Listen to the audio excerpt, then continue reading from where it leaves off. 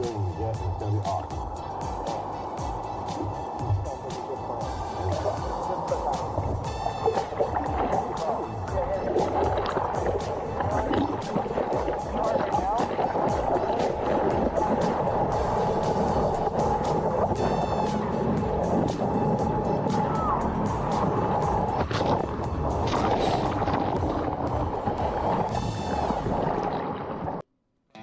that a good one there, Brooks? That was a good one. That was solid. I think judging by what I said right before that, I said the next one's going to be a good one. I think I had a bunch of crappy ones in a row, and I willed it into being. I said the next one is going to be a good one, and it was. You know what Josh said? What did he say right after that? He said hard right now. Is that hard? Well, you warned me in the like this weekend too. You know when I'm about to get closed out on, I'm about to get nailed. You're like hard left. Right. And so I know to set a tight line. But I'm not gonna lie, that does kind of scare me a little bit, because when you say hard left 3 times, I'm like, does that mean if I go straight, I'm gonna get completely destroyed? It's more just me trying to be like, hey, if you go hard left, you're gonna get a good wave. You know. I wonder what people that don't surf think is a good wave. Like that was like 4 or 5 seconds, which out here is pretty standard, right?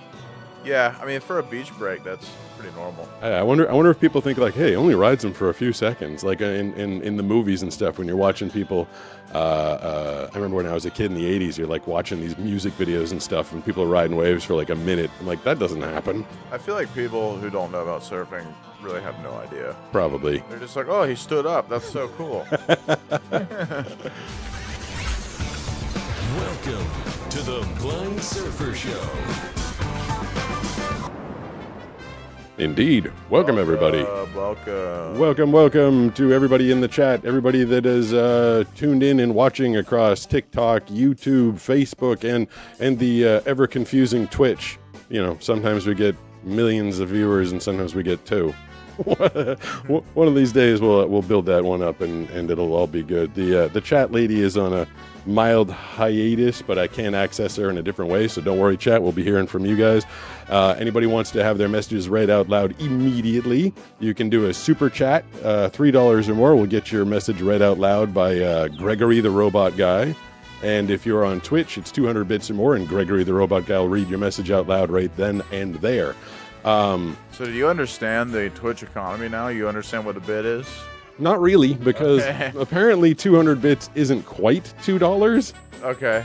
I don't know. It's like slightly less than $2. I'm like, why didn't you just make it? Yeah, that's weird. Yeah, I'm like, why don't you just make it like $2? A cryptocurrency where it goes up and down in value. I guess the dollar changes, so that would change the value of a bit. I wonder. Yeah, Twitch's whole economy is based on crypto. Maybe. I was on X today, and there was someone. I don't believe anything on there anymore. Like nothing. Yeah. But I did see, hear one person saying that they thought crypto was going to go to 0.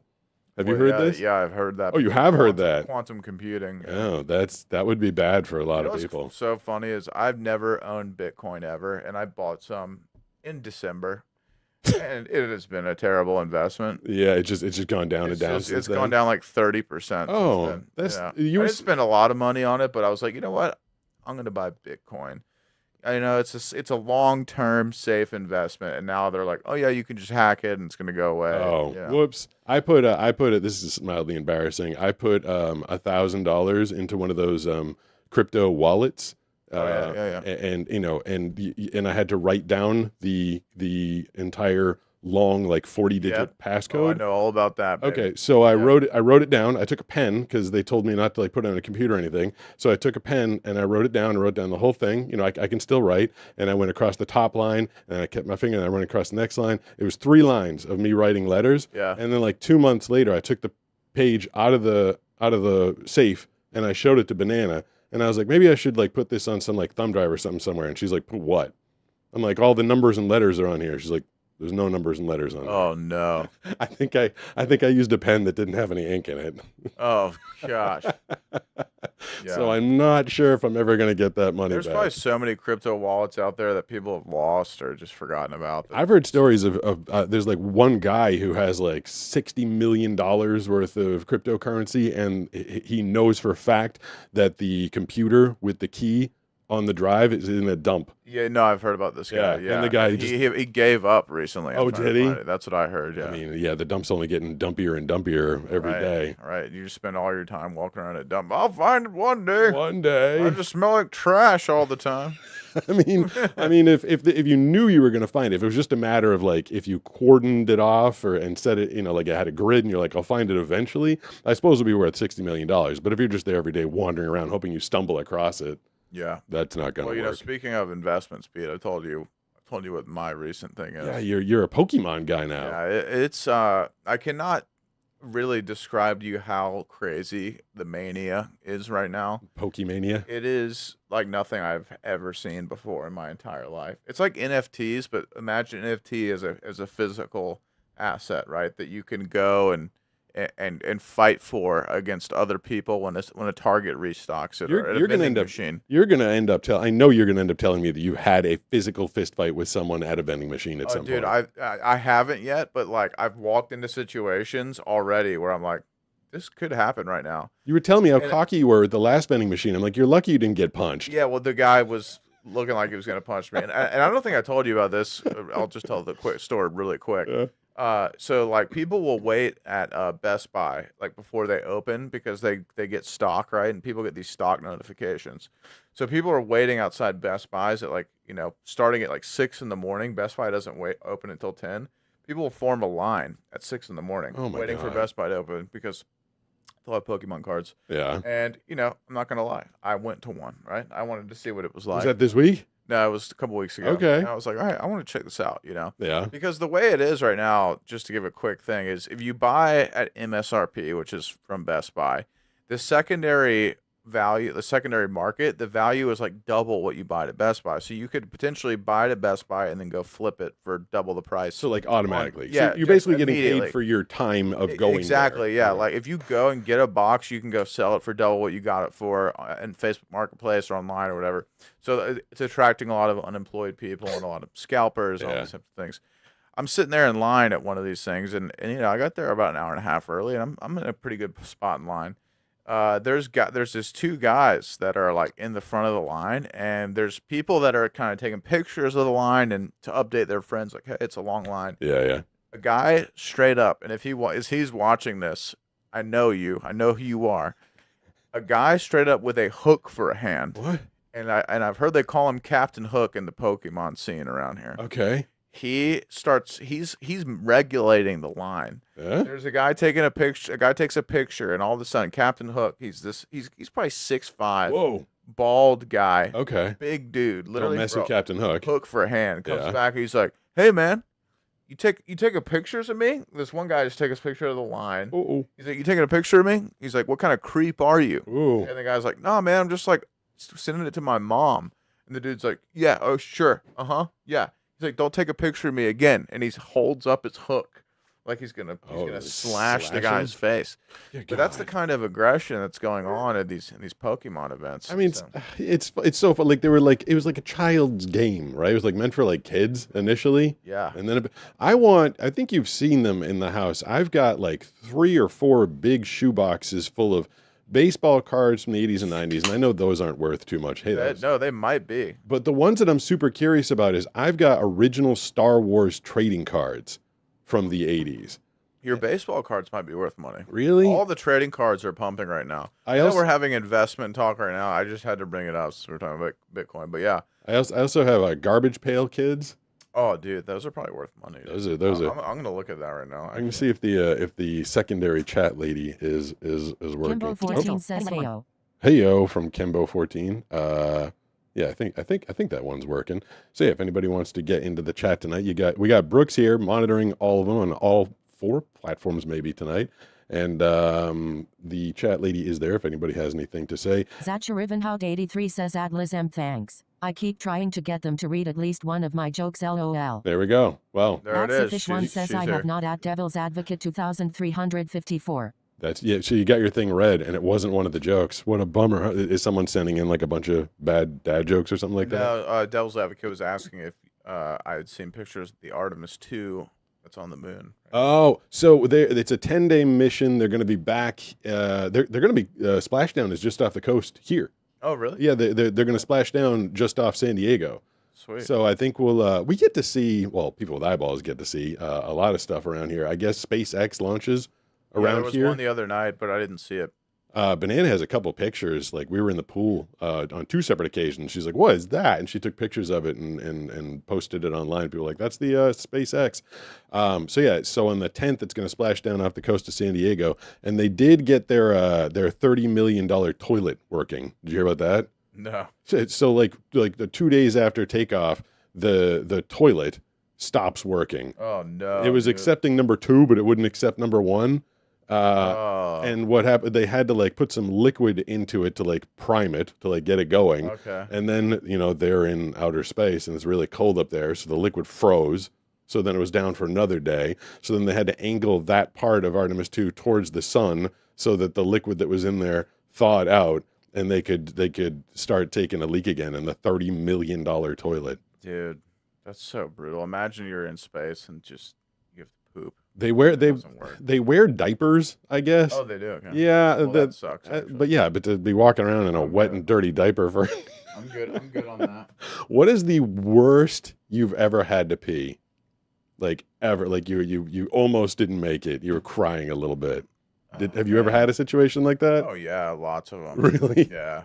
I mean, I'm not a good guy to ask this question because I've had a couple of incidents in my life. I'll just say that. Okay, one that always sticks out in my mind, and I still wonder if it was an inappropriate question to ask. But I was a competitive sailor for a bunch of years when I was younger, and when you're out on a boat and you got to pee, if it's a decent temperature, like if you're out sailing and it's the middle of the summer, you just jump into the lake or the ocean, you take your leak, you get back into the boat. Off the side, right? Yeah, but so if it's cold and you don't want to jump and you go off the side. So generally the between races, everybody's hanging out in this one area. All the boats are in one spot, and then you just go, upwind of all them. You put the sail behind you, and you piss to the side or something. Right. I remember one time. This isn't the time I was thinking of, but one time I did that, and the wind shifted just as I started to go. Oh no! And I saw, I could still see at the time. I at least had some vision, and I saw my pee like it was going down into the ocean, and then it started going up over my shoulder.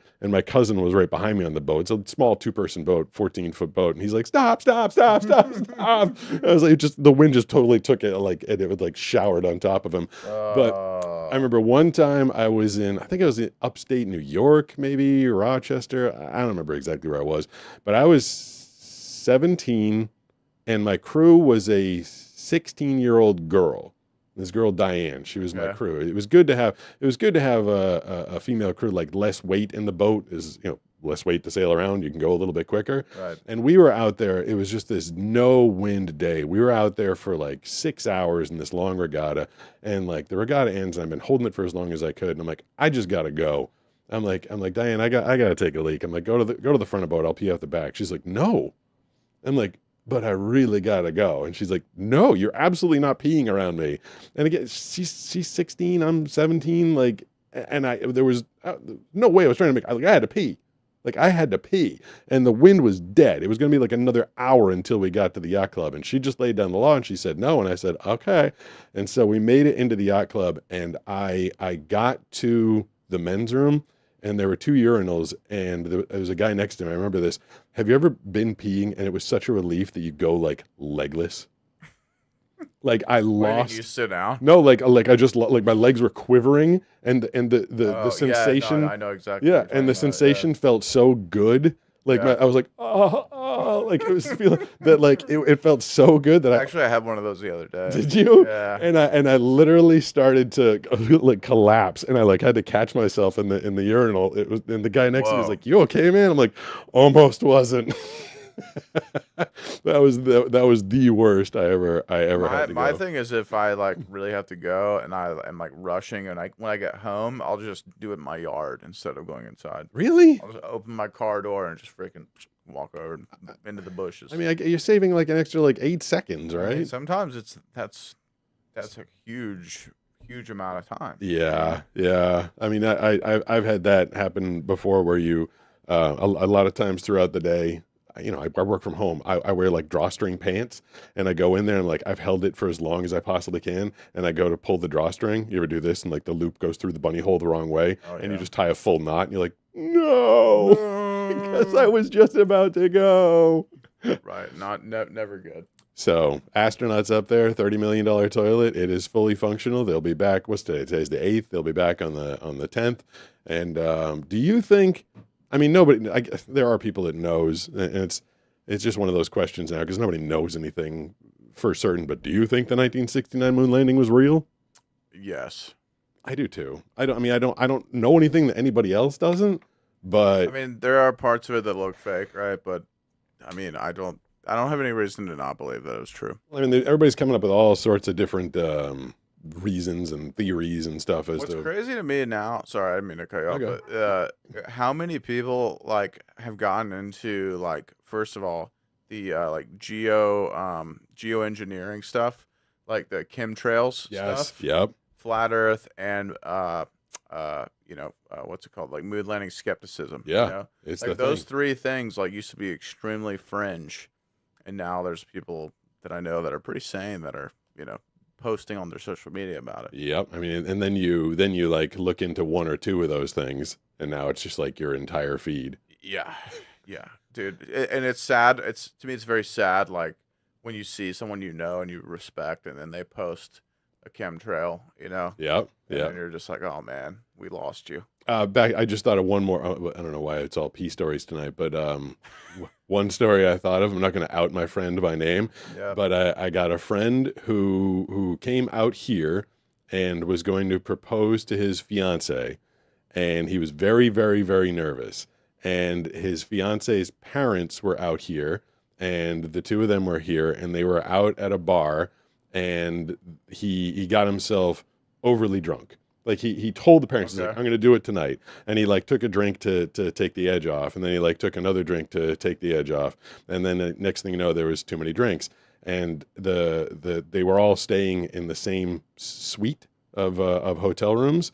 And so the parents came home and found him. Apparently he didn't make it to the bathroom. He tried to take his pants off, didn't get them all the way off. They found him in the doorway to the suite with his pants around his ankles, holding the engagement ring, sitting in a large pile of pee because he pissed himself. Oh my gosh, And that was brutal, dude. They knew that was supposed to be the night he was supposed to ask their daughter to marry her, to marry him, and that was the impression that he gave. How do you recover from that one? He did. He eventually ended up pulling it together and proposing. Maybe it was like endearing for them. It was like a moment of vulnerability. Maybe, or maybe just They're horrifying. just like, this guy's such a loser.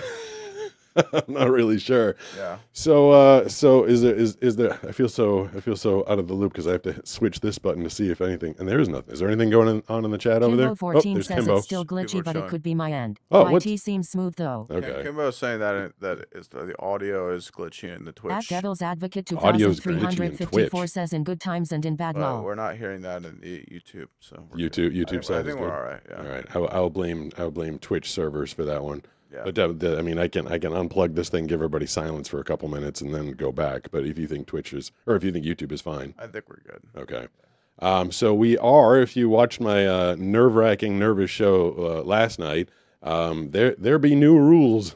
The laying down the law is the title of tonight's show, because I have to, at least for a while, for the foreseeable future, keep the people above age. I got in a little bit of trouble for giving people under the age of 18 access to these here airwaves without their parental consent. So it was one of two things. I either got to make sure that everybody's parents are near them and say, hey, is it There's okay no that way I you talk can to your do kid, that, which is yeah. absolutely ridiculous. Yeah. Or I just have to, I feel very bad. I mean, I have feelings. I'm not an a-hole. I went to bed last night feeling really bad that I hung up on the everything goose. And there's other voices that when I hear them, I'm just going to have to get them out of there, because there were going to be repercussions on the channel. So just know that we're trying to do. We'll put a little. You had a suggestion right now. If I put the phone number up, it says 760-517-6844, and maybe I should have something put up there that says like 18 plus. Yeah. or Ball Drop Plus, something like that. So we will be talking to people. Hopefully we can have some good conversations where I don't have to blow people up just for the sound of their voice. But let's take the first call of the evening, 760-517-6844. Let's see who the first caller tonight is. Hey, who's this? It's somebody preparing to deepen their voice. It's someone getting ready to say something. How long of a trigger? So Joni told me that I blew her up last night because apparently she was taking. This person's clearly there, right? You can hear them. Hello. Yeah. Would you like to speak to us, or shall I just blow you up? Someone right there. I guess I'll just blow. Is it me? Yep. Yeah, man. Yeah, it's you. Who's this? All right. Is it me? Yeah, gave him a lot of time, and it sounded mildly young. So that we got to get you on. I want to hear from you. Here's the problem, Pete. Yeah. Is that, like we were saying, I think it was last week I was here. Young boys often sound just like normal aged women. Yes. So Yeah. that's kind of a problem. Well, that person got a double whammy blow up. It took him 40 seconds that was just to not- say hello. that was not okay. But I mean, judging from what I heard in the messages, there's a lot of people that have been dying to get through. So I want to hear from lots of people. I got a lot of people have a lot of things to say. So 760-517-6844, and let's hear what you have to say. Who's this? It's Danny. Danny. All right, be quick, I knew Danny. he'd be one of the first. Yeah, what do you got for us? Oh, Joni. I want to do what you asked Brooks earlier about that having to go pee really bad. Where was like relief? Have you peed your pants? No. On my state FFA trip, we were like half an hour away from the nearest stop we were gonna make, and I had to go really bad. So I was waiting for like 40 something, like almost 40 minutes. And then when we got there, before the bus even stopped, my teacher opened the door and I ran. Well, as long as you didn't pee your Wait, pants. Danny, I have a question for you. Danny went away. I was gonna ask him if he could speak with a deeper voice. Yeah, I was going to ask the same thing. Like he's got some pretty good stories. He seems like he's got a funny bit of life going on out there in Arkansas. We love Danny. But Danny, keep calling. But if you call Danny, he tried it last night. He's like, "Hi, this is Danny in Arkansas." all right, we'll just get a voice changer, bro. I don't know. It's unfortunate. It's the algorithm do what the algorithm do, and they told me like I don't know how they can determine between like you said, like a young boy and a girl, but I had a long conversation with my partner, and they're like, you gotta get some more adults on there. It's gonna be the Pete Kitty Time show, which is not where I wanted to be. Yeah. We do have a bunch of calls for the Check Pete's voicemail. I got a whole bunch of messages in there. We'll be responding to those. If you call 760-517-6844 in the off hours, you can leave a message. And if it is clever, entertaining, funny, witty, interesting, something cool going on, it'll get played. So we got a bunch of those that we're going to play a little bit later. But right now, we are talking to you guys live. We'll see who we got on right now. Who's this? Hello, this is Kara. Kara, what's going on? I had a question for you. The other day, I ran into a Braille keyboard when I was at the college. Yeah. And I was wondering if you have ever used one before yourself. I gave up on Braille relatively quickly. I spent, 6 or 9 months trying to learn it, and I had no propensity, no proficiency. I was very slow, and my Braille instructor informed me that I would never really be able to read at a quick speed, like the speed that I would need to talk. Huh. So I gave it up pretty fast. And, fortunately, text-to-speech wasn't a thing when I gave it up, but text-to-speech, technology has definitely made it, I wouldn't say obsolete, because the people that use it still use it in their daily life, I'm sure, but it's not, I don't find like it's a big gap in my skill set. Yes, I have found a lot of people at the college have been carrying around Braille textbooks and also having Braille keyboards, and I was able to learn more about the resources that our college offers. And so I found that quite fascinating. And I'm grateful that technology is coming a long way. Yeah, they are definitely coming up with a lot of technology to help out. It's like every day there's this new, like, this thing to help out the blind, that thing to help out the blind. I'm just waiting for the and here's your new eyeballs, because that would make it all obsolete. How do you have so many blind people at your college? It is something that is just a thing. I am at a community. Okay. So my call, I was the only, Kara, thank you for the call. I was as far as I know, at the time I was there, the 3.5 years it took me to graduate Boston University, I think I was the only visually impaired person there, and they had no idea how to deal with me, like no clue. I remember at the time Boston University was working really hard to become an international college. During my orientation, they said, we have more international students from more countries around the globe than any other college in America right now. I'm like, cool, I don't care. Like, that didn't really impact my education. It didn't matter to me. And at the time, the International Student Services Center was this area in Kenmore Square in Boston.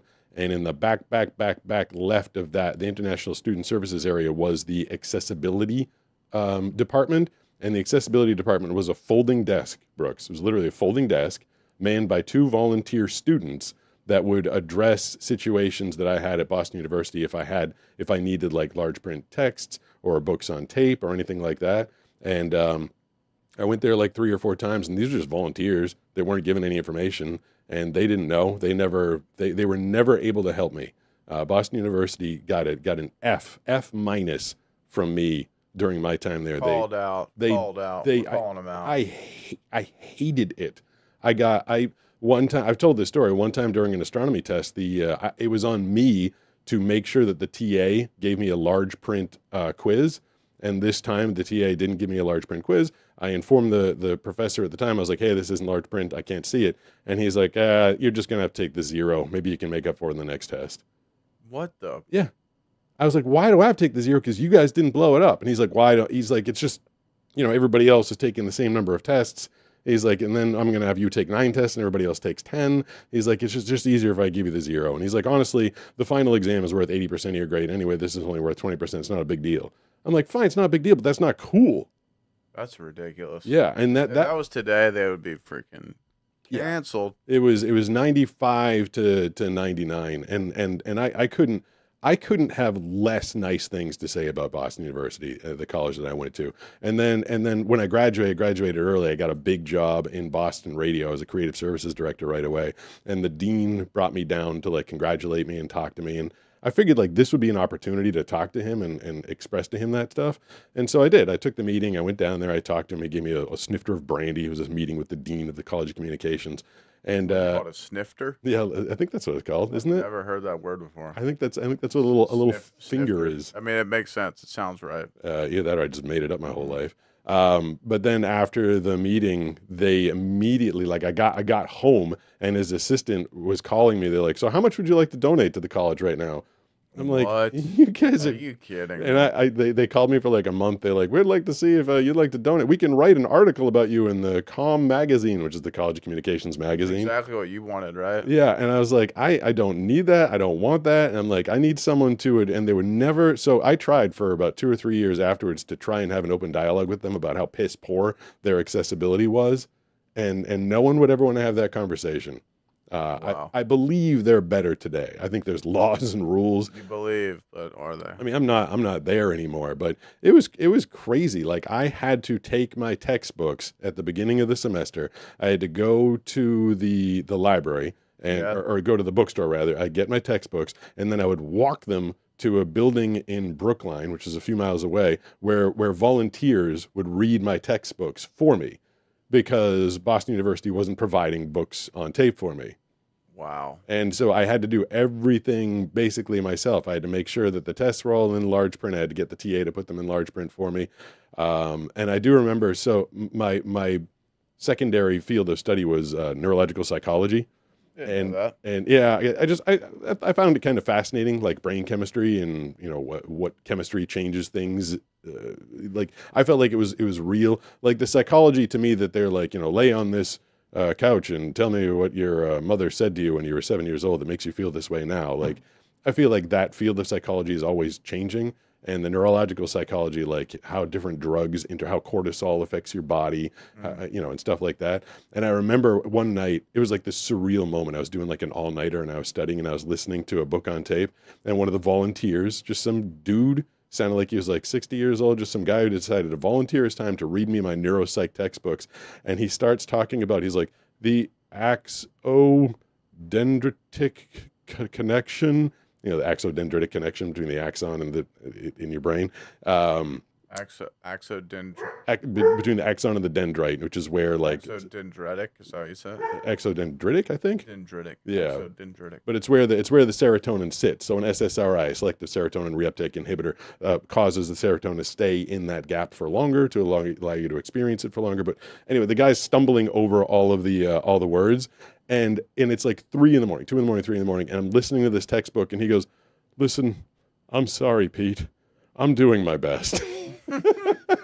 He's like, I hope you do well on your test, and I hope you're understanding all this, because I don't know what the heck I'm reading. Because they were literally reading these textbooks just for me. And it was really, like, I really appreciated the volunteers that did that for me. But, I got a question for you really quick. Yeah. So you mentioned, what is it called? Not dopamine. Serotonin? Not serotonin. Cortisol. Cortisol, yeah. Yeah. That has become like a meme, and I know you can't really consume a lot of memes. People are talking about spiking your cortisol, high cortisol, low cortisol. Yeah. What is your understanding of that? Because I feel like people are almost replacing the word anxiety with cortisol. I mean, cortisol is a thing. I'm not a doctor, and my information is from a couple decades ago when I was in school. But yeah. I think at that time it was pretty clear that cortisol levels, when raised, especially when you're young, are really detrimental to your brain chemistry and your brain health and your brain development. And the link there is that if you are experiencing some kind of anxious situation, something bad is going on, your cortisol raises. Yeah, it does. And it's a side effect of stress. Yeah, anxiety. Okay. And what does it do to your body? It's oxidative stress. Like what's the downside of having high cortisol? I feel like I'd have to I'm going to say it, and I'm going to be wrong. Okay. But you want to lower cortisol levels in your body. Because I actually don't know why. I can't remember why it releases it. It does it for some reason, but it's actually bad in the long term. Like if you're it must be one of those things that like protects you in the short term, like allows you to have certain responses. But if you're going day in and day out with lots of stress, lots of anxiety, and your cortisol levels are raised for too long, like with anything, like if you have adrenaline in your system too long, like that's bad. Yeah. It's one of those things that's meant to protect you or help the fight or flight, but you can't be in there for too long, because it'll be bad for you. It's just funny because it's such a big deal now. Like people are saying, like, keep your cortisol low, don't spike your cortisol, and it's such a new thing that people are talking about. So it's interesting to hear you bring that up. Yeah, I mean, I was studying that in 1996 or whatever it was. That's funny. But that's why I like that field of psychology. Like I felt like there was some science behind it, whereas the talk about your mother or the things like that, like they're always, Freud was revolutionary at his time, and then all of a sudden they're like, maybe not so much. Right, with psychology, it changes constantly. Yeah. 760-517-6844 is the phone number. Talking to you guys, age appropriately. Let's see what we got in the line right now. Hey, who's this? You is nobody. Nobody. Oh, hello. I'm here. Hello. I can't. That sounded like a child. Yeah, it did. Hey guys. If you're 18 or under, or if you're under 18, we can't talk to you. Yeah, I can't. I can't, especially right now. It's like a club, dude. Yeah, you can be in the chat. Anybody got anything exciting going on in the chat there for me, Brooks? Yeah. Quiet in the chat this evening. Danny's in there. I don't know what he asked about something. I always say watched because I know that there's visuals there. I'll give a plug right now, and then it's going to be like, oh, that was mean. I'm a huge fan of this guy, Jubal, on TikTok. Jubal. Yeah, he hosts a morning show up in Seattle. It's called The Jubal Show. And he posts really good content. He does a second date update where, like, if you're getting ghosted, they'll try and contact the person that's ghosting you and find out, like, what's going on. That's cool. I like that. Yeah, and then he also does To Catch a Cheater. And I mean, they're so good in the comment section. People are like, these things they gotta be staged. The last one that I listened to, this woman called up. She's like, I'm pretty sure my husband's cheating. You know, he's out at all hours. And the other day, he stopped at a street corner and tried to pick up my friend, and he didn't recognize her. And he's like, hey, get in the car, and like was trying to like offer her money, but then didn't recognize who it was. And then when he realized it was his friend's wife, or his wife's friend, he was like, oh, just kidding. So they call the guy, and they end up calling him out on the air. And the guy goes, I'm not cheating. Oh, I'll give you the payoff there in a sec. At law_may_y_Corey_CISA tip $5 through Thank super you. chat. Hey, Sneaky Peter, later that professor was definitely a stinky McStinkalator. Yeah. What a biatch. I hate when they say, how does that make you feel? How does that make you feel? He was a biatch. I love how Gregory read that so well. I like that. He was a stinky McStinkleberry who was a biatch. We love La Mataia Curry Sisa. Hey, that was some good Spanish right there. Yeah. But the guy, thank you very much. I appreciate that. That if you guys drop $3 or more, that Gregory guy will come in and start reading things right on the spot. Gregory. And the guy's like, I'm not cheating. I'm paying for it. Like he says this on the air. And everybody in the show's like, what? And and he starts calling his wife stupid. He's like, are you stupid? Do you understand what cheating is? Paying for it is not cheating. It's a transactional agreement between two adults. I'm like, oh my God. Yeah, I've heard in Japan they actually believe that. Really? That like it's cool if you see I'm not gonna say the word, but a woman of the night, that it's accepted. Is that true? Yeah, apparently. Like right now, like in 2026. Yeah, like the girls don't care. Like you can. If you're a dude, you go see that person, and you're good as long as there's no emotions attached. But apparently, cheating is not really looked down on there. Like girls do it too. Oh, I might be wrong, but this is just stuff I've seen on social media. So I might be stupid. I listened to those Jubal things to catch a cheater and second date updates. It's people like they don't understand what they did wrong in the date. And then they get to hear like what they did. That's really good. It is. I like that a lot.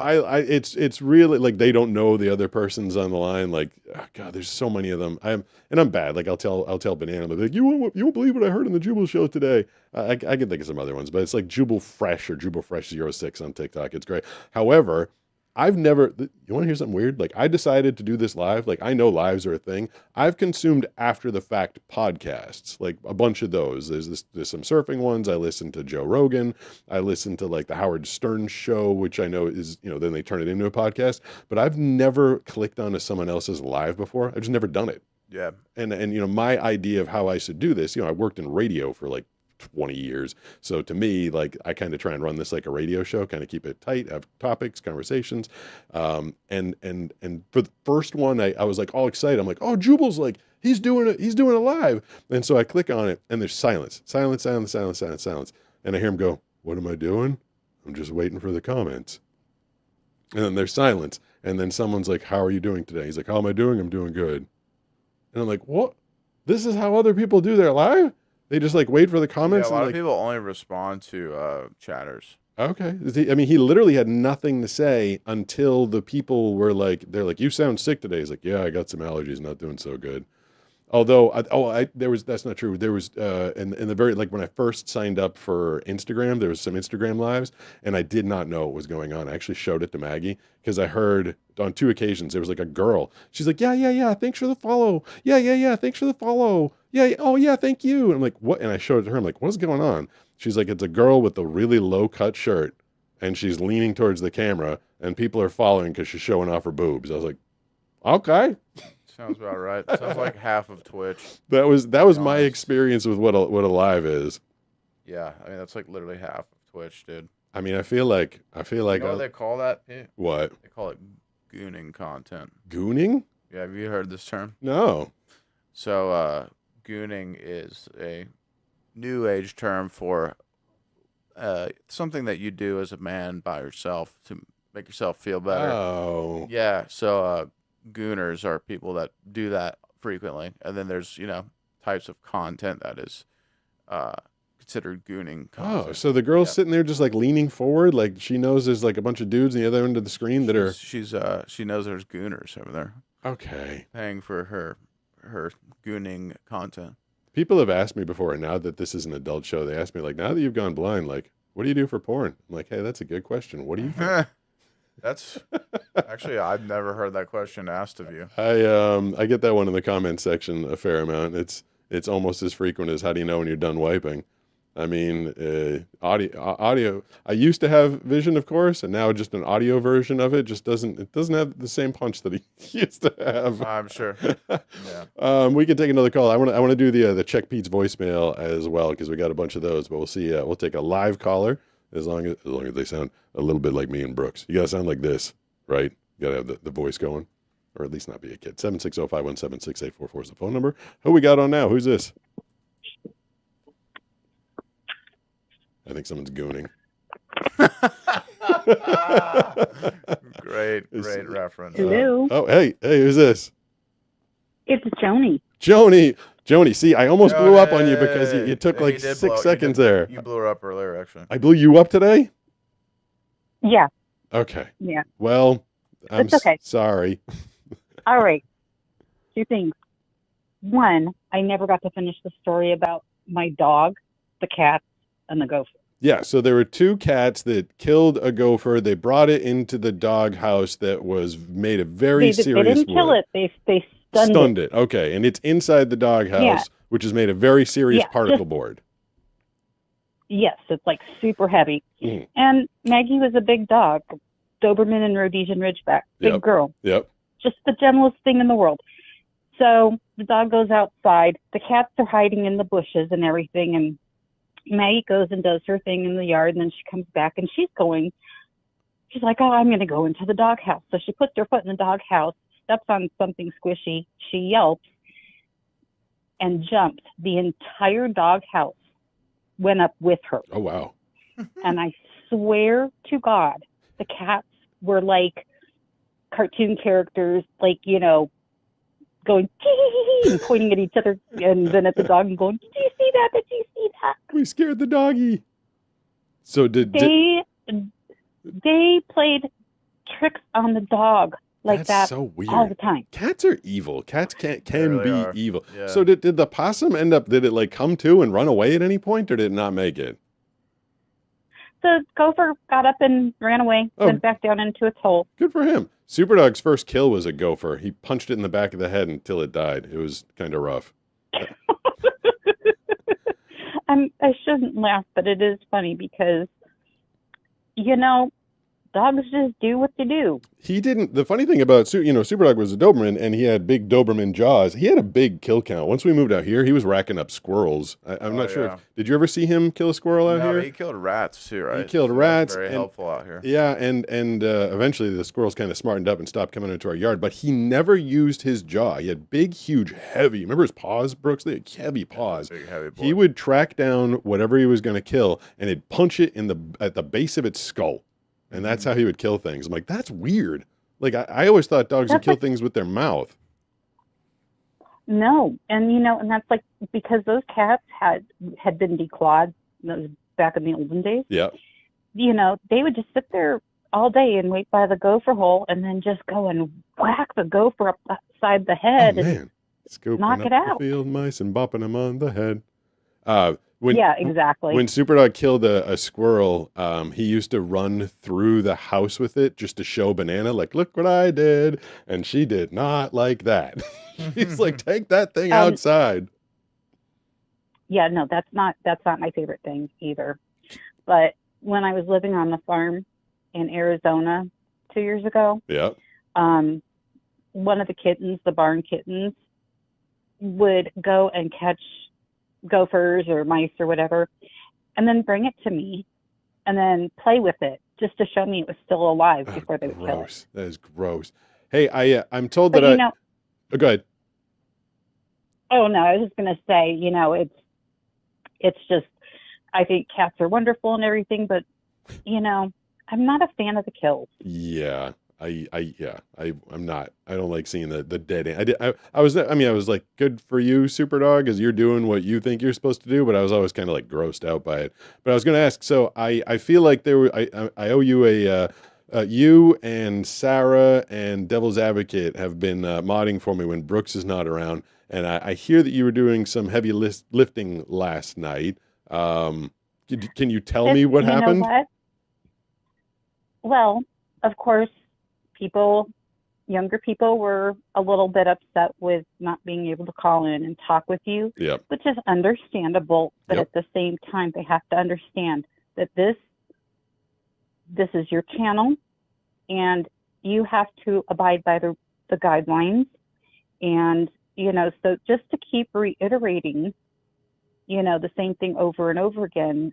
And I felt bad about it, but at the same time, we've already explained it to you. Yeah. The policy's not going to change. Yeah. And if you keep asking, I'm going to put you on timeout. And so several people were put on timeout for extended periods of time. I came in later in the stream and I saw it. I was like, wow, Joni's doing work. Joni, yeah, I heard you were doing. I mean, that was a tough show for me. I didn't sleep great last night. Like, I love the kids. I love the young kids. Like, there's a lot of reasons why I would like to do an event in an auditorium and have tons of kids come. But I work on a platform that has a certain amount of rules, and they have an algorithm that runs a certain way. And when they tell me you better start doing it this way or bad things are going to happen, I'm not willing to kill the channel over it. So I hope people understand that, at least. I hope they don't think I'm just a jerk. Well, no, you're not. And it will take the younger listeners and viewers and stuff time to get on board. But, again, I'll keep reiterating the reasons why and the rules and everything else. And if they don't understand, it's going to be one of those things where they're going to end up being blown up right away. Yeah. Well, thank you for modding. Thank you for taking care of that. Thank you for all your comments. I had an extraordinarily busy day, but I owe you a response to a long email that you sent me. And can I say one more thing? Yeah, go ahead. I don't like to take up too much of your time, but because I had lost one of your emails when it was about Sarah and stuff, and we were trying to email back and forth and I didn't see it. So I was clearing out my email inbox. And so I went and I was going through for everything that said Pete. And I found a comment from almost 4 years ago. Whoa. That I will screenshot it, send it to you so that either Maggie or Brooks can read it to you. But it made me so happy and I was laughing. And out of all the people who commented back then, I only recognized 2 names as people who still kind of occasionally comment. And then the very next week, there was just a couple days later, there was another comment that you had responded to. I just looked at that, and right below, there was Devil's Advocate. And I was like, yes. That's funny. Oh, yeah. That's cool. Oh, geez. So, God, when you started talking about comments, I thought you were going to be like, and you were a total dick to me. Right. You were an asshole. No, you've never been like that. I respond poorly to people that come after me, and I respond nicely to people that have genuine, because there's a lot of people, you can tell the difference. You can, today I had an issue with someone. I posted the video about how I know where the knife is. And the comment, if you go to the video, a blind guy and his giant knife, it's the one that's up there. I think it's up there today. The person goes, "It's amazing to me how this guy intentionally doesn't seem to understand any questions people ask." The question the person asked was, "How do you know where your knives are?"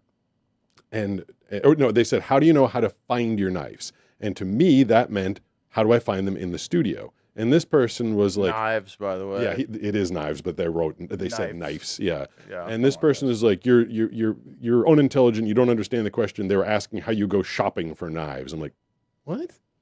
I don't know. Like, just people that come at me or want to nitpick or want to correct or tell me that I'm like, yeah, I don't have a lot of patience for that. So when someone brings up something that I said in the comments, I get a little scared. No, and that's perfectly normal. And and it's like, if people are going to keep, it's like Trevor who keeps leaving, or Travis or whatever his name is, who keeps leaving the same comment over and over. It's ridiculous. It is. Joni, thank you for the call. It's always good to hear from you. I want to get to the because I was thinking about the 1, 2, 3, 4, 5. You want to do the check Pete's voicemail, Brooks? Yeah, let's do it. Now it's time to check Pete's voicemail on the Blind Surfer Show. So this is, you can call up 760-517-6844 in the off hours when the show is not on the air, and it'll send you directly to a voicemail. You can leave a message. I think a couple of these might be the younger ones. It was curated before I got that phone call from the streaming service. But yeah, if you want to leave a message, it'll get played in this segment. We usually have 10. Today I've got 11 because the one I'm going to play first, I think I know who this is, but she didn't say. Tell me if you can figure it out, Brooks. Hopefully it plays. Oh, here we go. Howdy, Pete. I'm just sitting out on the tractor today looking at what a glorious day it is and just wanted to call to say, hey, hope you're doing so well, my friend. What an accent. Do you know who that is? No. It's Devil's Advocate. I think. I was going to guess that. No, I don't think it is, dude.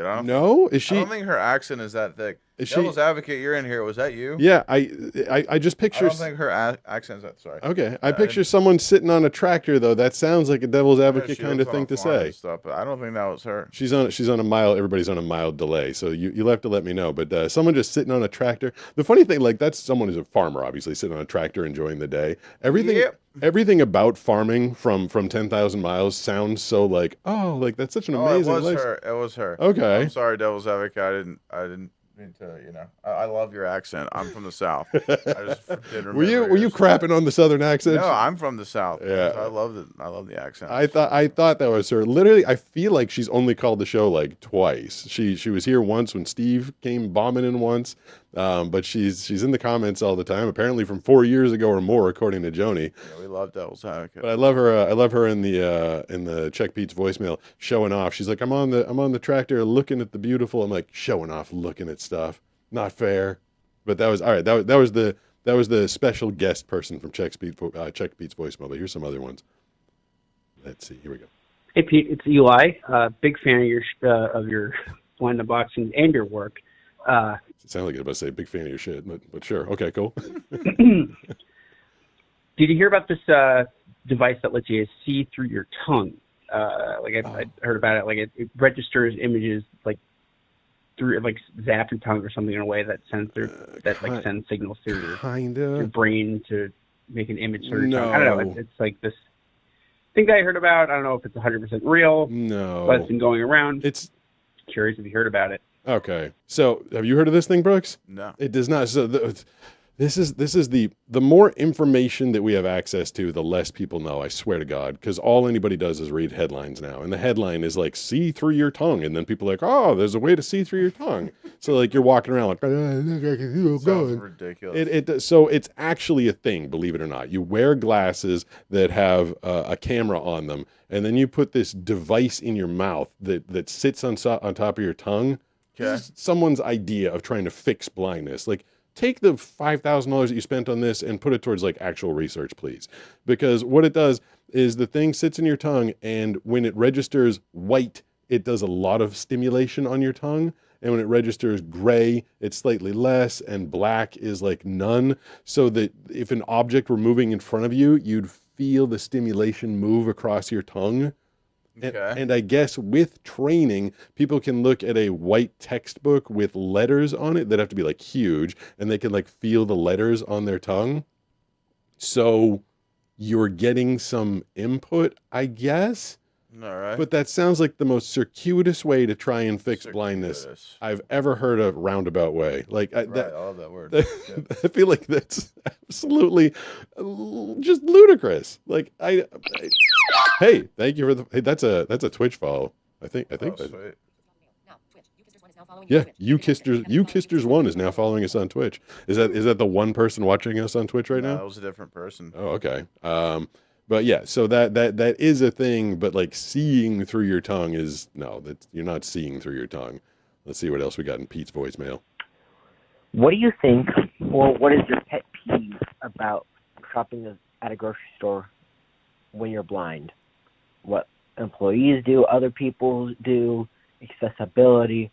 What's your pet peeve? Brooks, you and I accessible enough? No. I want to hear your take. Short answer is Thanks no. so much. You and I did a whole episode. It was Super Bowl Sunday, like 4 years ago. You and I went to a grocery store and we did shopping. And I was using like image recognition software to help me like find things on the shelves. Yeah. Grocery shopping. I haven't, since I've fully lost my eyesight. I don't do it because it's impossible. There's literally no help for you there. No, there was no. I mean, I've heard of like little old half blind ladies like, oh, the employee walked me around and helped me find my tea. Like that's really nice, but like. I mean, the only thing that you could do is like above every aisle, they have a sign that's like tells you what's in every aisle. Yeah. You did text to speech on those, but you'd have to know where to point. Yeah, it would that's be, the thing about the image recognition. You have to know where to point. Yeah. I do remember when I had some vision and I went to grocery stores. I like my roommate in college made fun of me. He's like, you literally buy the same exact thing every week. Like I'd buy Eggo waffles, Honey Nut Cheerios, Bubba Burgers, potato bread, and like 6 things of Scooby-Doo Kraft macaroni and cheese. He's like, you buy the same exact thing. I'm like, that's because I know exactly where they are in the aisles. And then if someone moves something, like if Cheerios got moved down because Special K paid more that month, I'd come home with like something. I remember one time I thought I was getting, those tubes of like Pillsbury dough muffins or something like that. So good. Or not muffins, but Pillsbury dough, biscuits. Yeah. One time I found a tube and I was pretty sure it was the Pillsbury dough tube, but it was fish guts, like fish parts. It was like some Japanese, Gross. like, I was like, oh no. But yeah, so it's grocery store shopping for blind people. Unless you have a store that has like a dedicated employee that's going to walk you around and help you find stuff. I can't do it. Yeah. I'm sure that there's other blind people that are trained. And the thing is, I suppose I could if I had 6 hours.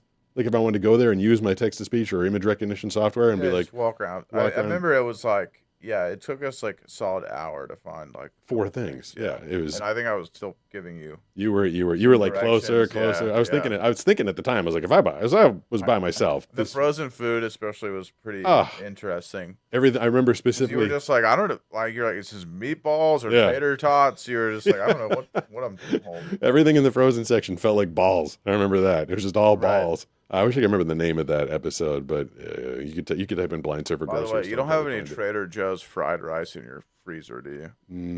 We might.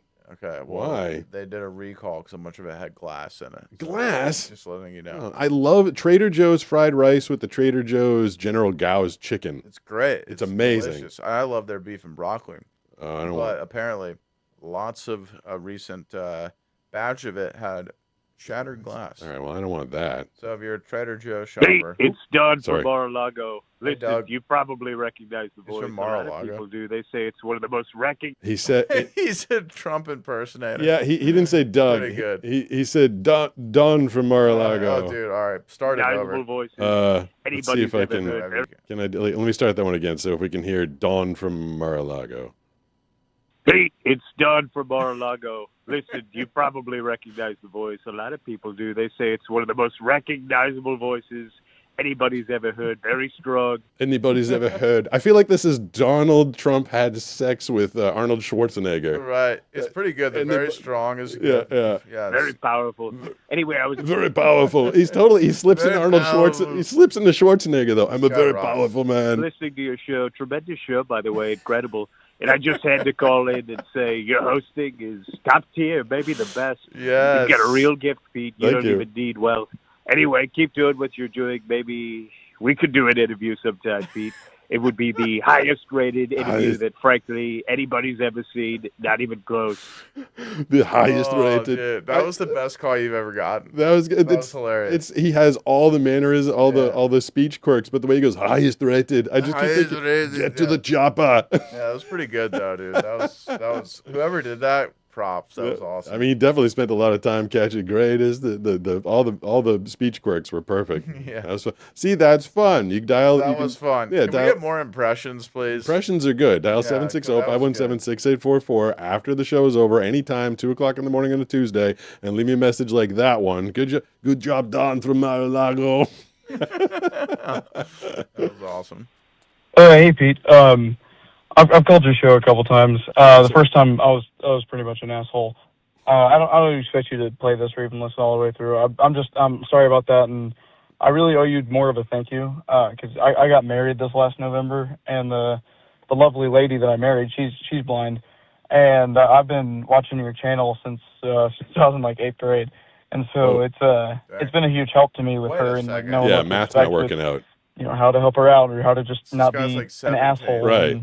and trying to cater to her blindness. And I'm really sorry for telling you how to do your job with the voice acting. I know no one appreciates that.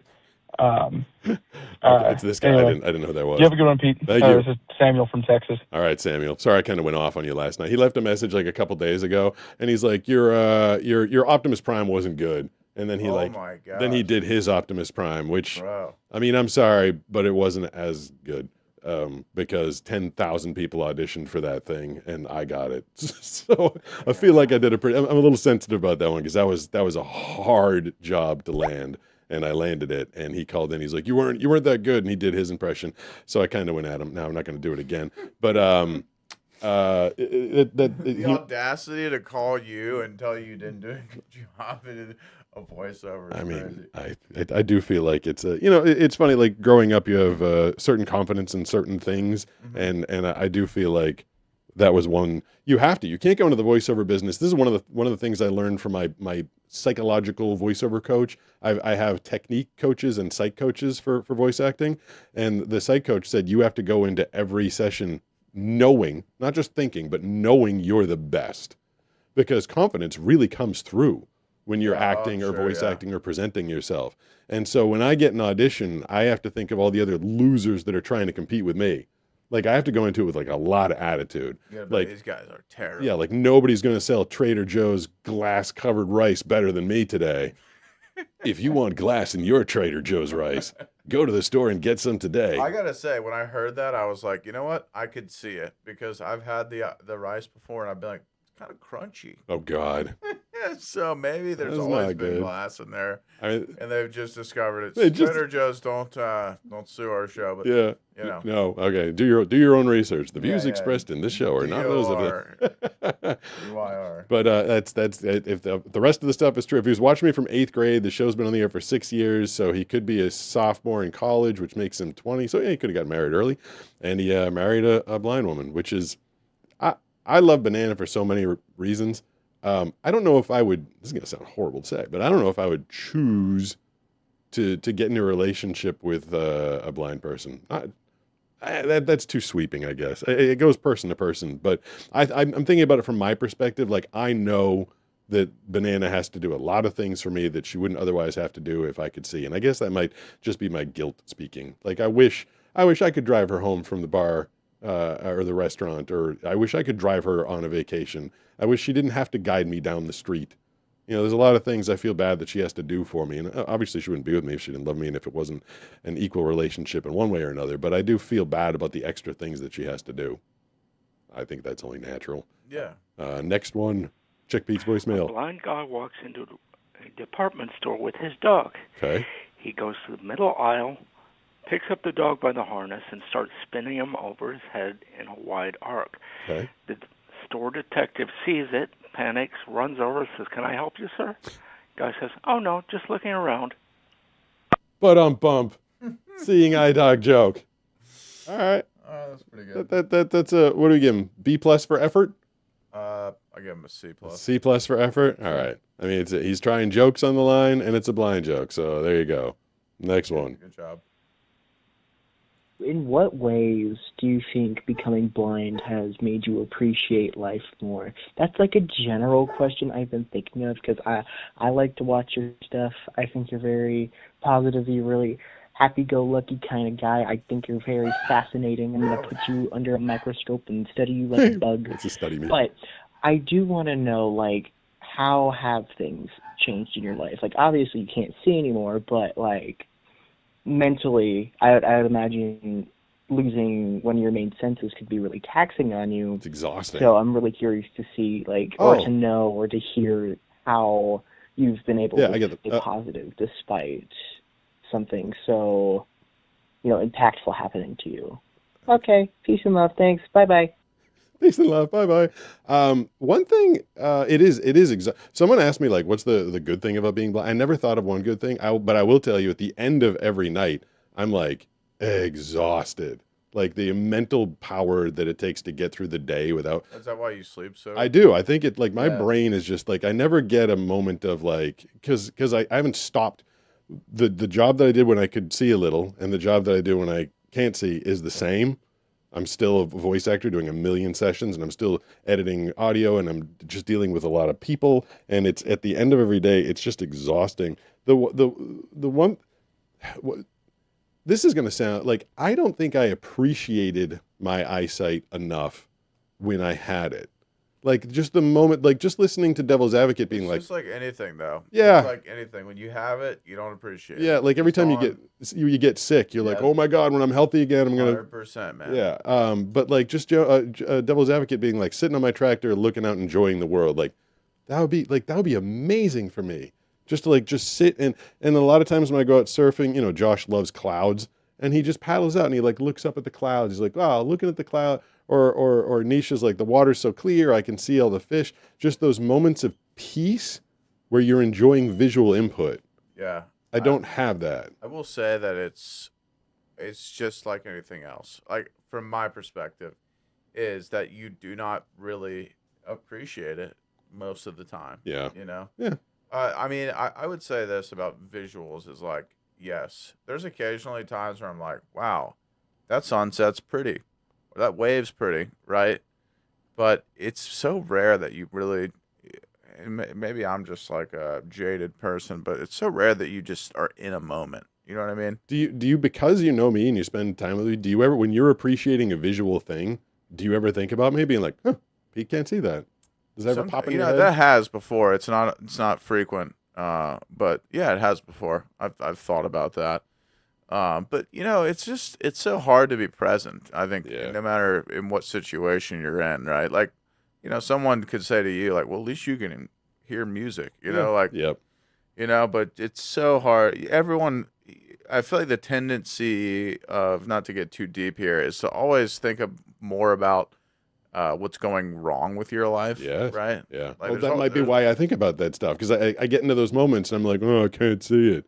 But you're right. When you just look down, you look around. It's just what you do. It's just what you do. Right. Yeah. I have like a saying that I'd made up about life that Yeah. I think is kind of wise. It's that, you know, life is like wiping your butt. The deeper you go, the more shit you find. I like that. Or life is like wiping your butt. Pete's never quite sure when it's done.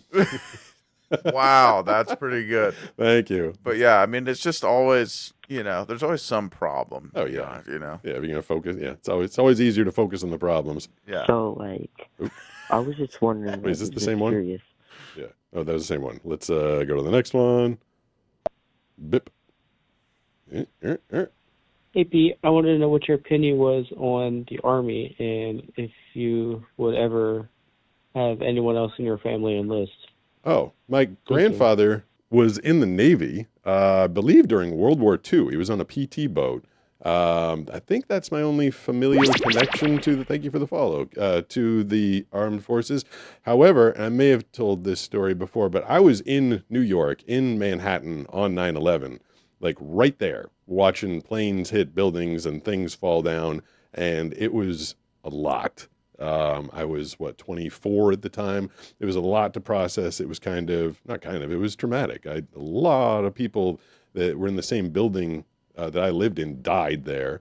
And the Army recruitment, military recruitment was high, like at that point, like lots of people like, let's go get them. I actually reached out to the Army in 2001. Wow, really? Yeah. And I explained my situation. But and I know that in the Army it's not just fighting. Like I knew that, and with my skill set as a communicator and a writer, and I've always been good at marketing. I felt like I could do something for them, whether it was, helping with recruitment, helping with that. Like I don't know. I wanted to do my part. I wanted to do something, and they never got back to me. I was like, okay. I mean, I guess recruitment was so high they were able to like pick and choose. That's crazy because it's so bad now. It is, and then after that, I was doing a radio show. I was the morning show host on Octane on Sirius Satellite Radio at the time. Oh yeah. I had the morning show there, and I ended up dedicating every morning show to the Marines that were over fighting after 9/11, and we used to send them gear and they'd take pictures and post it on the website. So I'm a big fan of the military and the sacrifices that people have to go through, but they didn't want me. That's a bummer. Yeah. Let's see, we got a couple more here. Hey man, just called to see how you're doing because we haven't spoken in a very long time. So. Oh, you know who this is? Who is this? It's talking about balls dropping. We've been talking to this guy since his voice is a little bit higher. It's Trent. No way. Thank you for the follow. That's a Twitch follow. That is Trent. Trent went full man on us. Wow. So this is Trent with I kind of recognize his voice. Yeah, this is the youtube.com/startemup. I do apologize for that. Hopefully I can get into the show this time and this doesn't have to get played on the air. But if it does, have a nice day. Thank you. And his voice totally changed. I don't know. I feel embarrassed now. Okay, I think he left that one a couple days ago because I did speak to him last night. He started up like I forget, like a forerunner or something for me last night. But it's funny This is always I always get a movie trailer audition when I'm doing this show. That's another movie trailer audition. Charm. I got to do afterwards. Yeah, well, good luck charm / I'm supposed to be getting to it right about now. But we got one more of these. So good to hear from you, Trent. I did talk to him last night. But yeah, remember, thank you for the follow. Is that a YouTube or Twitch follow? Was Skylar on the screen or was Steve up on the screen? I missed it. I think that one was a YouTube follow. Either way, whatever you're following me on, I appreciate it. But yeah, Trent was like the first guy we were ever talking to when we were testing the phone system here. Here's the last check Pete's voicemail. Hi, Pete. I have a question for you that doesn't have to do with bathroom habits It's or Sarah. blindness. Yeah. My question for you is, what piece of financial advice do you wish you had gotten in your 20s? And what piece of financial advice do you wish you had gotten in your 30s? And what is the best piece of financial advice you had gotten overall? This is Sarah, by the way. Have a great show. Hey, Bye. Sarah, look at this. I do everything. We do everything on the show, Brooks. Now we're doing financial advice. This is pretty Well, good. we're not supposed to. NFA. Okay. Make sure you say that. All right, but I'm the voice of a whole bunch of financial radio shows. I'm the voice. You are? Okay. I'm the voice of the Financial Exchange, which is available on Sirius Satellite Radio and a bunch of stations across the country. The Financial Exchange. Now I am invested in what you're about to say. So it's kind of basic stuff. So I was fortunate enough. My best friend growing up, Jay, ended up going into financial advising for a career. He went to Trinity College and now he works for LPL Financial. And literally, like the minute I was out of school and I had my first job, he's like, "How much money you got left at the end of the month?" I'm like, "I don't know, like $110." He's like, "Cool, give me that." And I remember him telling me, he's like, "You give me $110 now?" He's like, "By the time you're 50, he's like, this is going to be," and so he started me. So my financial advice is start saving like early. Yeah. Because then it compounds. Like, you know, I started saving when I was 20. I was putting as much money aside as I could by the time I was 20.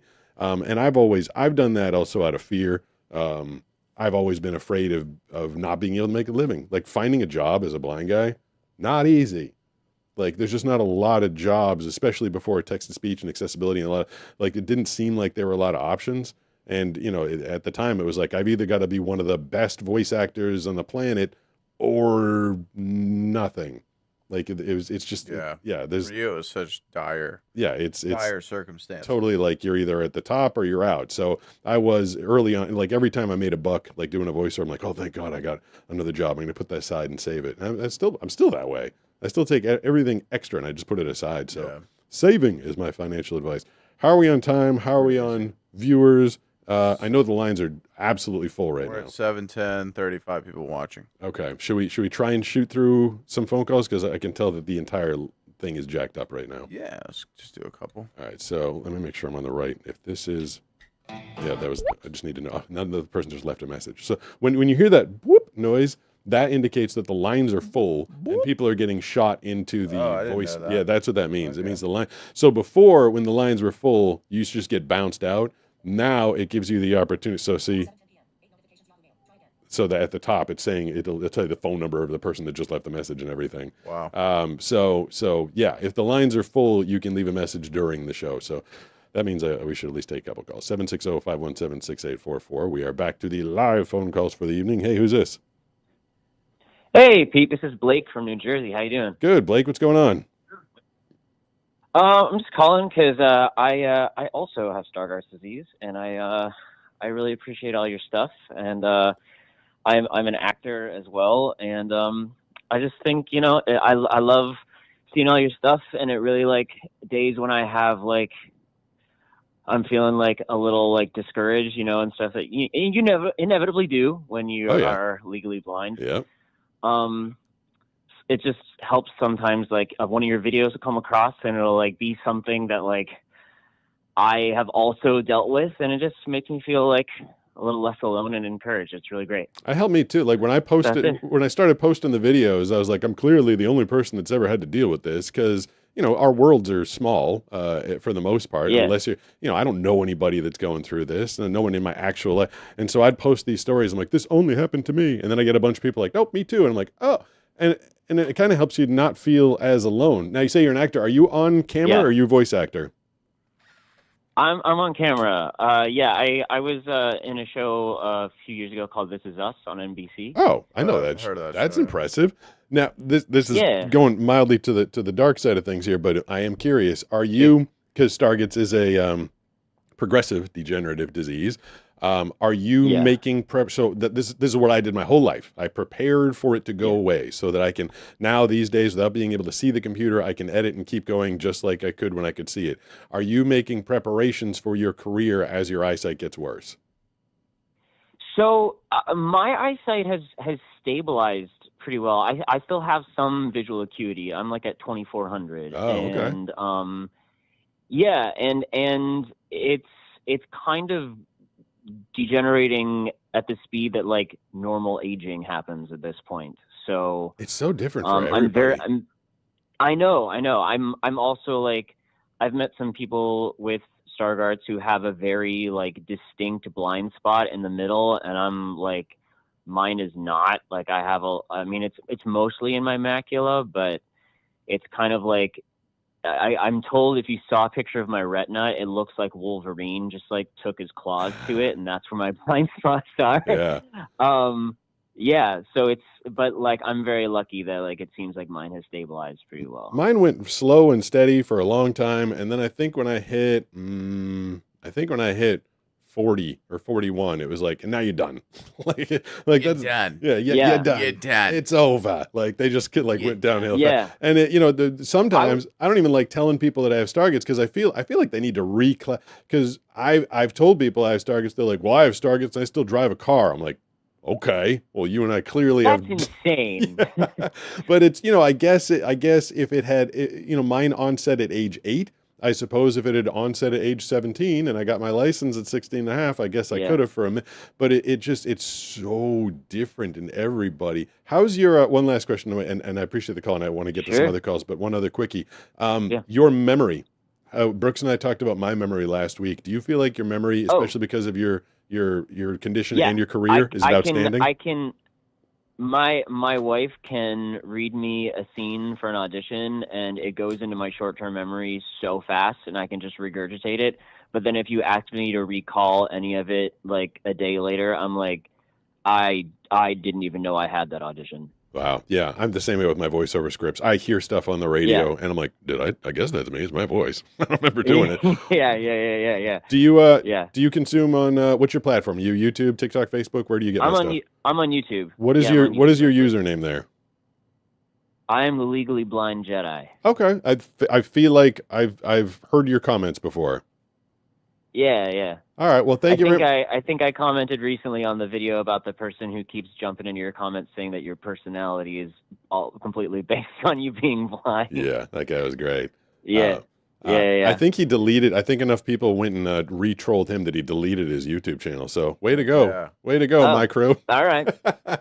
Great to hear from you. Thanks a lot. Appreciate it. Hopefully he's gained some empathy from this experience. Yeah, learn a lesson, learn a little something. That's what this is all about, learning, right, Brooks? Always. 760 educational channel. 517-6844. Not for children. No, not for children. See, that was fun. That was cool. A blind actor, like I love. That was cool. I actually love that he's doing that. That was one of the things. I was looking him up on YouTube. I can't find him though. Oh, I meant, maybe you can ask him to comment. I want to see if we can dig him up some of his stuff. I think that's awesome. Being a blind actor, that takes balls because there's a lot of eyeball stuff that needs to happen to be an actor. So that's great. Good for him. 760-517-6844. Who is this? Hey, my name's Ryan. I live over in Ohio. I was just wondering, your unboxing videos, I love it. I think it's amazing. I was just wondering, how do you find your knife? That is literally that is literally the guy that asked the exact I meant to mute him and I think I killed him instead. That's the guy that asked the exact question that's in the video that I posted today. That's weird. Yeah, and he asked it the same. Damn, I meant to hit mute for a quick second. If you call up my video, a blind guy, do you have? Can you call it up? I feel like, or maybe I can do it. I feel like that's the guy. He asked it the same voice, the same way, everything. That's weird. Content. Let me go to it. A blind guy and his giant knife. Play video.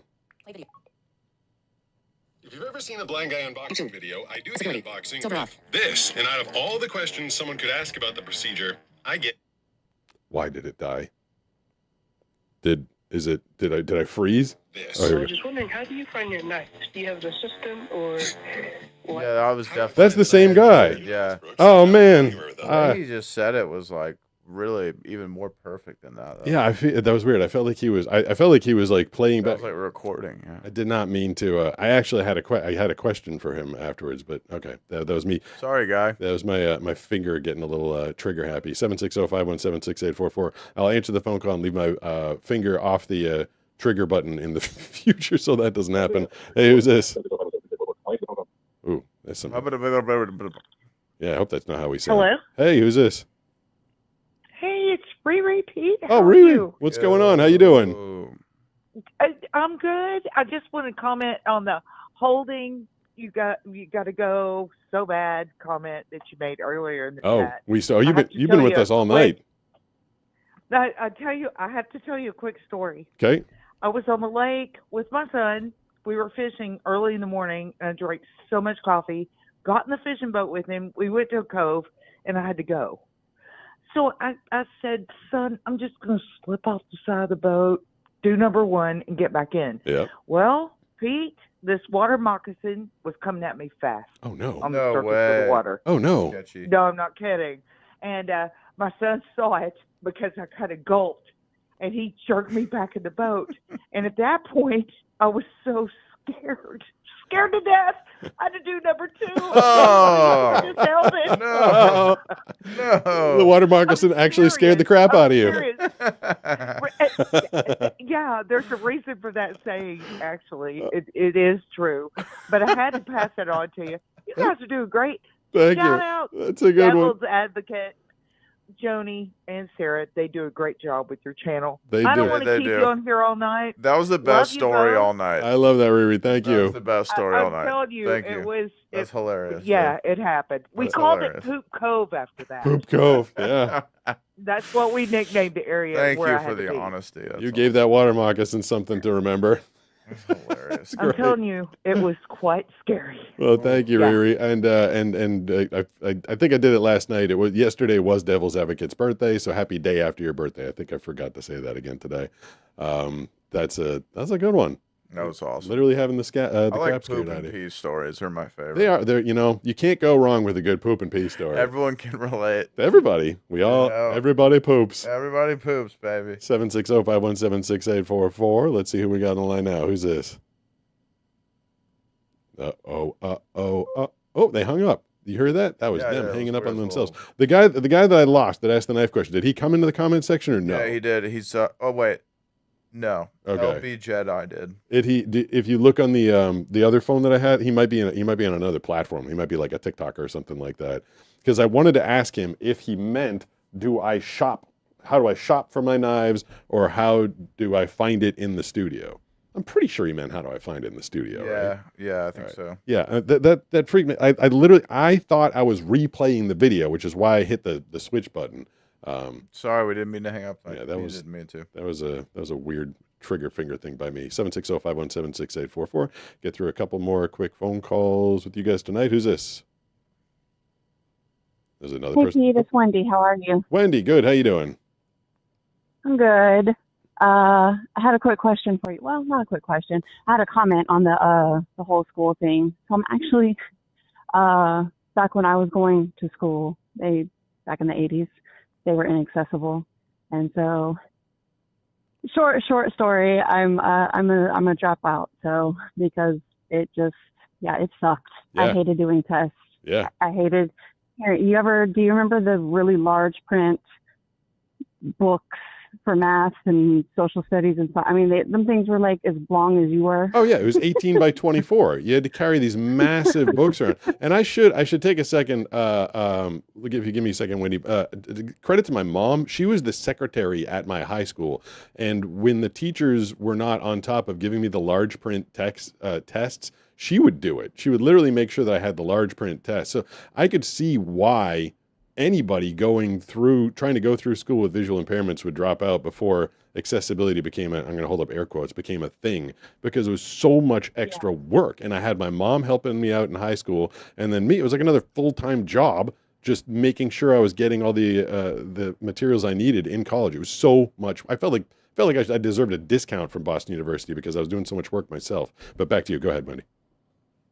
Yeah, no, shout out to my mom too, because she did the same thing. She tried everything she could to, she wrote all my answers down in the books. She would come home and 5 a.m. from work and pretty much do my homework for me just so I would stay in high school. And I'm like, Mom, I can't. I was like, it's easier to go out there and get a job visually impaired than it is to stay in school visually impaired. Fortunately, when I actually decided to go to college, the accommodations got a little better. That was in 2015. Oh yeah. And now where we are now in Atlanta is, my kids being visually impaired, it's so much better for them because they have assistive technology and yeah. they have a lot more than what we have. Yeah. But also one more comment, and then I don't want to keep the lines up. You had mentioned about being with Banana and not not being able to do the things that you wish that you could do. I've been with my husband since I was 14, so he's seen my transformation with my entire vision loss. We've been together forever. So I feel that I have the same feelings. I'm like, oh, you can't drink because, Yeah, you have to drive. gotta I almost drive. wanted I'm to, like- as soon as I spat those words out, I wanted to suck them back in because I don't want to offend every other blind and legally blind person out there. But I also think that just hearing your voice, you at least know where I'm coming from. You know what I mean? I do. Yeah, no, I totally get it because I'm like, I want to be able to have fun with you and do things that normal couples do that I guess we don't do. Brooks, I want to be a I don't know if designated that makes driver. Someday I want to be the designated driver. Well, we get you a good Tesla, and you can be. Wendy, thank you for the call. It is good to hear from you. Are we? How are you doing? How are we doing? I have to pee. I'm not gonna lie. Is it okay? Should do you want to? You want to take? Do you have a? Can you hold pee for one call? Or should we? Or do you want to go and come back? No. Just. I mean, we don't have 40,000 people hanging on Twitch tonight, do we? Just do one more call. And we can, I can feel the couch dance. You doing the pee dance a little bit? I'm starting to pee dance. That's perfect. I mean, we've been talking about peeing your pants and pooping all night. Maybe get you a diaper for the next show. Oh yeah, maybe I will. Yeah. 760-517-6844. Last call of the evening. Who's this? Hey, Pete. It's Mitaya. You know who I am. Oh, we know her. Yeah. What's going on? She's your biggest fan. Uh-oh. Someone is not a fan of the show. That'd be so funny if that was her. She loves watching the show when she's not sleeping. Yeah. Don't we all? Hopefully I'm not putting other people to sleep though. What's going on? Is this the first time you've gotten through live? No, I've gotten through a bunch of times. I'm the one that I told you before that has retinitis pigmentosa. Oh, sorry. Bad memory on my part. Okay. I was trying to pair it with the screaming child in the background. That sounded new to me. Sorry, go ahead. No, one of the things that really I wanted to say that they were talking about the Army, if you can remember. So my grandfather was born without a right ear. Oh. And so the Army, he was drafted. And the Army didn't want him. So they're like, let's see if the Air Force will take you. And the Air Force didn't want him, so he was just that's how I got out of the draft.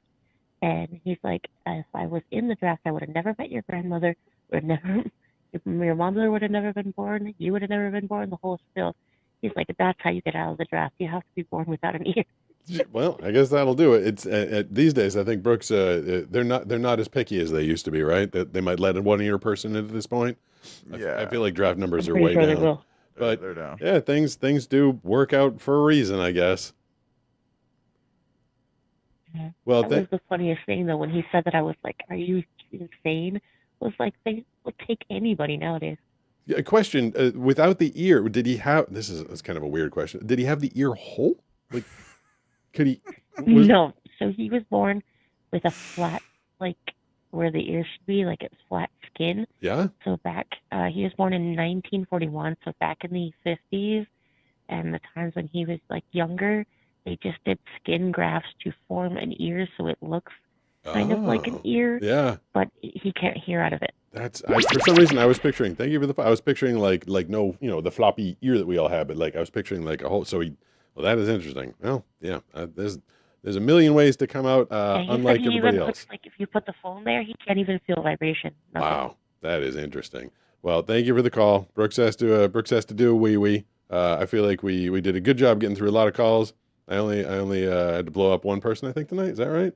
Yeah, I think so. I think it was Joni, unfortunately. But thank you to everybody.